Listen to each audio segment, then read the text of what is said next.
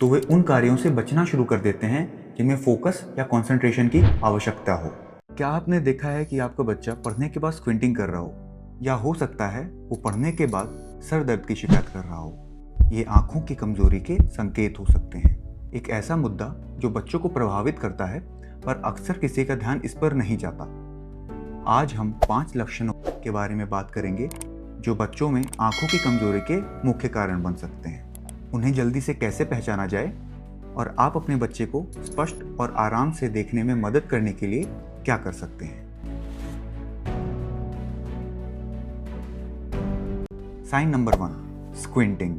यदि आपका बच्चा टीवी देखते वक्त या फिर कुछ दूर का पढ़ते वक्त आंखों को छोटी करता है, तो ये संकेत देता है कि उसे ध्यान केंद्रित करने में परेशानी हो रही है। स्क्विंटिंग उन्हें अधिक स्पष्ट रूप से देखने में मदद करता है, लेकिन इसका मतलब यह भी है कि उनकी आंखें संघर्ष कर रही हैं। साइन 2, आई डिस्कम्फर्ट या रबिंग। यदि आप अपने बच्चे को बार बार आंखें रगड़ता हुआ देखते हैं, खासकर पढ़ने के बाद या फिर स्क्रीन का उपयोग करने के बाद, तो यह संकेत हो सकता है कि उनकी आंखों पे दबाव पड़ रहा है। बच्चों में आंखों की थकान आम है। ऐसा इसलिए होता है क्योंकि उनकी आंखें ध्यान केंद्रित करने के लिए जरूरत से ज्यादा मेहनत कर रही होती है। साइन नंबर 3, किताबों या गैजेट्स को बहुत करीब रखना। यदि आपका बच्चा बार बार गैजेट्स या किताबों को अपनी आंखों के पास ला रहा है और फिर उसको देखने की कोशिश कर रहा है, तो इसका मतलब यह हो सकता है कि उसको दूर का देखने में थोड़ी कठिनाई हो रही हो।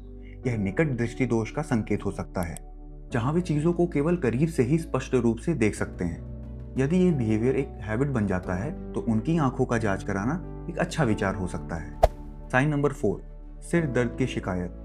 बार बार सिर दर्द, विशेष रूप से पढ़ने या फिर गेम खेलने जैसी गतिविधियों के बाद, आंखों में तनाव या फिर रिफ्रैक्टिव एरर का सिग्नल हो सकता है। सिर दर्द तब होता है जब आंखें जरूरत से ज्यादा मेहनत कर रही हो किसी चीज पे कंसंट्रेट या फोकस करने के लिए, और यह एक प्रमुख संकेत हो सकता है कि कुछ तो गड़बड़ है। साइन नंबर 5, क्लोजअप कामों से बचना। यदि आपका बच्चा अचानक से पढ़ाई करने, ड्राइंग करने या फिर होमवर्क करने में रुचि खो देता है, तो ऐसा इसलिए हो सकता है क्योंकि ये सारे काम उसकी आंखों के लिए असुविधा उत्पन्न कर रहे हों।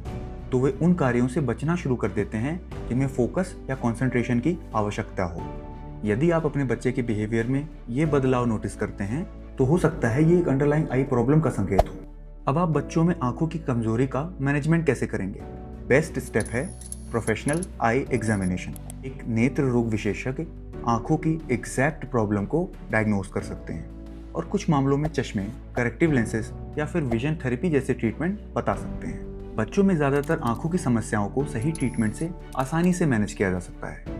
भविष्य में होने वाली प्रॉब्लम्स को रोकने और यह सुनिश्चित करने के लिए कि उनसे आपके बच्चे की दृष्टि प्रभावित ना हो, इसे पता लगाना बहुत महत्वपूर्ण है।